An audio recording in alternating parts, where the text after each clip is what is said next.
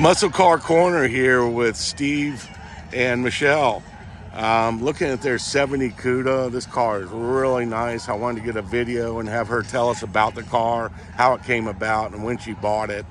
So, Michelle, tell me about this beautiful 70 Cuda. Well, I was living in California at the time and moved out there with a boyfriend, and he had a 69 Hemi Roadrunner, and he kind of got the Mopar bug stirred up in me. Yep. And I kind of fell in love with the Barracudas, the Cudas out there. And I've been looking for one, and the one that I saw wasn't for sale. We were doing some Christmas shopping on our way down to Palm Springs one day, and there it sat on the side of the road at a used car lot. Wow.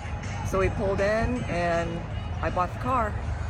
And what was the price you paid for it back then? $3,400. In what year? 1984. Oh, man. I love to see people who keep their Mopars for a long time. That is super cool. It's been to a couple Los Angeles runs, Hollywood. Took it out to Vegas a couple times. Nice. And you drove it the whole way, huh? Yes. I love that. Well, this is a 446 car. Steve, tell me about the motor in it. Okay, about 6-7 years ago, Michelle decided she didn't really have the original motor anymore, and it was an automatic, but it had a dyno with a 410. So I said, you can't keep the automatic in it with a 410. You'll never be able to cruise anywhere with it because of the gear. Gotcha. So she decided she could drive a 5-speed. So we went with the Keiser 5-speed, and then eventually had to put Silver Sport components in it. Took it to a machine shop, put a stroker kit in it. It's 500 cubic inches, makes 540 horsepower. It's 601 pounds of torque. Ooh, boy. The Mopar Club I'm in Tampa. Once the engine was done, we all got together and put the motor in the car, got it all set up. It's got all new suspension underneath, factory disc brakes. So wow. It took about 3 or 4 years to finally get the car done and up to the point where it was turnkey ready to drive. And then a guy over in Clearwater, Merritt, he helped finish the car. One of his guys helped finish the interior and some of the other stuff, so it's all done. And this is his first major show outside. Wow. Last year, yeah. Well, I'm sure you guys are really proud and happy you got this car done. I know when you complete a restoration, you get a chance to drive it and you get it to the first show. It's exciting stuff, you know, especially all the money you put into this car. I know you've got a ton of money wrapped up into this ride. Yes. So lots of love, patience, money, stress, everything. And this car was built to spec for Michelle. She went with the, is it the Moulin Rouge or is it the Panther? Yeah, Moulin Rouge, that's right. Yep. That color was a color that not a lot of people check the box to get. It's rare. They don't have, there wasn't that many of them produced really. But even though it's cloned, it's super cool. And I just love it, you know, so. A little bit more. It is a track pack car. It's got a dyno, you said? Yes, it's got a dyno 410 in it. We put extra suspension parts in it, little heavier duty parts on the suspension. Gotcha. And it's put together right. So now we're just going to work some of the bugs out of it. But I mean, this is basically, it'll drive down the road no problem. It'll cruise 65. What gears in it? 410s. Ooh. So, but it's a 5-speed, so you got overdrive. Got the overdrive. Nice, and it's still got the original pistol grip. Yep. The interior is just phenomenal on it. You can eat off this. And I love the new gauges. Yeah. That's super cool touch. Yeah, and it was a rally. You mind if I open it? Yeah, it was a rally car with dual mirrors and everything. This car even came with factory 6-way seats. Really? Yeah. That's a rare option. Yeah, it is. This car had some rare options on it, even though it was a 383 car with an automatic. It had somebody's checked off enough boxes. But it was a track pack car. It's got a factory dyno under it. No, I don't think it came factory. Okay. I think somebody put it, when she got it, somebody had a dyno in it, and I think they were drag racing it. Gotcha. I love the tires under it. You know, with a track pack, when you check the box with these cars back then, it came with a lot of different things on it. You know, you came with a big 26-inch radiator, heavy-duty fan, cooling fan, the Hemi 4-speed. You know, you came with the dyno rear, a track pack car, a non-track pack car. The gussets around where the leaf springs bolt on are reinforced front and rear because these cars still came with Hemis. Right. And so that torque, that front torque box is super important. And that was the difference between the track pack car and a non-track pack car. A lot of people didn't realize that. I put reinforcing plates in front of the spring purchases, the bolts, and there's plates on both sides because that's nothing but 2 pieces of sheet metal there. That's been reinforced. But what's funny is that car's got a 26-inch radiator opening. Aftermarket. Even though, but the opening itself wasn't for a 22. It's actually was for a 26 by 17. Yeah, that was an option on this. They might have chucked the heavy duty cooling on it. That's probably what they did. Being it was from California, so it actually had the bigger radiator Factory. from the factory. So it was easier to go with the correct. Somebody ordered that car. That's what I'm thinking. Like you find a lot of northern cars that didn't have heater in them. I mean, no air conditioning, and sometimes without heat, Right, yeah. So I took it from California. Oh, it also had the California emission control gas tank with 4 vents, the big tube in the front. Oh, okay, yeah. It had that stuff there, but nothing under the engine compartment. It was all gone. So the guy before everything stripped it out. Oh, man. Yeah, it was made in L.A. Yeah. Well, the way you got this car set up, I just love it. The Kragers work big time on it, They're timeless, those wheels. You can't just... Yeah.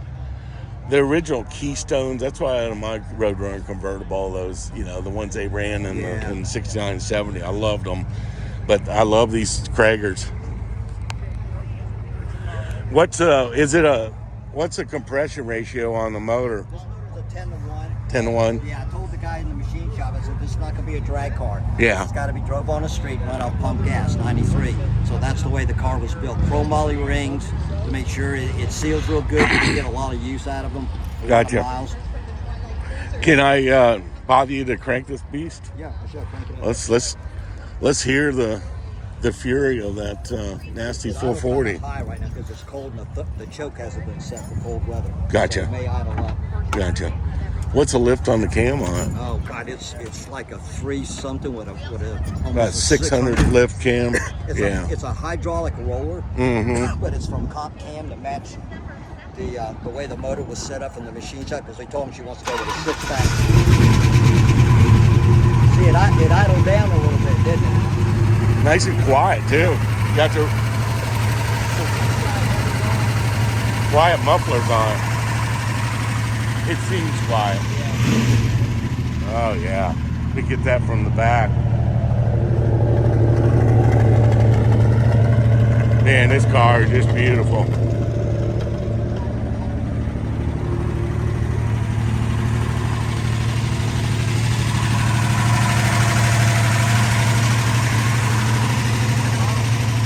Yeah. Well, I bet you, have you honked on this thing yet? No. I told her Got to she's break the motor in? She's got the right tires for it. Tom's nailed it. Yeah, and she rode with the guy who finished up the interior and set up some of the other stuff. Gotcha. And he got on. He said, this thing will roll. Oh, heck yeah, 410. This car's light. You're only looking about a 3,400-pound car, maybe a little bit more. Yeah, with yeah. 540 horses. She had it dynoed at the machine shop. Oh, nice. She had a dyno engine. I said, dyno this, pay him the money. That way if it blows up, it's on him. He built it, he's responsible. Nice. They dynoed it after they warmed the engine up, did some warm-up pulls, and it dynoed at 540 at 601 RPM. And that's on a 6-pack setup. Yeah. Stock 6-pack setup. I was surprised. Well, that 601 foot-pound torque is the number. Yeah. That's what makes these cars roll. Yep, that big Off the stroke. light, that's what makes them just... That's where they get the Mopar. You start pulling them gears. Yeah. Bottom end with all that torque the car pulls, and then when you get in the higher preamers, the RPMs kick in with the 6-pack, and you're gone. Well, I tell you what, guys, I'm really impressed with this car. I'm going to be putting this on my YouTube channel. I'm going to get that to you guys. There's nothing better than the whole world seeing your car. I've got 1.7 million people all over the whole world that are watching me, so they'll be looking at your car next. So, Right. Super cool stuff. I love the story. Love a female owns it. That's super cool. It's all that in a bag of chips. Yes, So it's nice to see the women get into this and have stuff like man, it is neat. It's just good stuff. I've always been a fan. It's been a long journey, but Here it is. static. And good Lord sent me to you to get this on there just to show everybody what you've done. Because Big Daddy's a believer of the Lord. He's a God-fearing man like I am. So I had an interview with Don when I started this YouTube channel out, and it's almost an hour interview with him. Please look at it. You'll love it. It's off the cuff. It talks about his wife and how he got started in drag racing, and it just off the cuff stuff. It's neat. So get I it. used to go to his speed shop when he was in Tampa. He Yes. was about 2 miles from my house where I lived in South Tampa, and his speed shop was up the road. I used to remember going there. Oh yeah. Off Del Mabry and Hines, where his first speed shop was. They were going in there looking at stuff. Yep. Yeah. I've been following him, been going to Gator National since '72, and I've been following him ever since. I was always in his pit, always had to have an autograph. Yeah. I told him he's one of my heroes in life, and it was cool to get an interview with him. Made my day, let me tell you. Yeah, I'm sure. All right, guys, sure appreciate your time. Love the car. Take a look at the video. I will.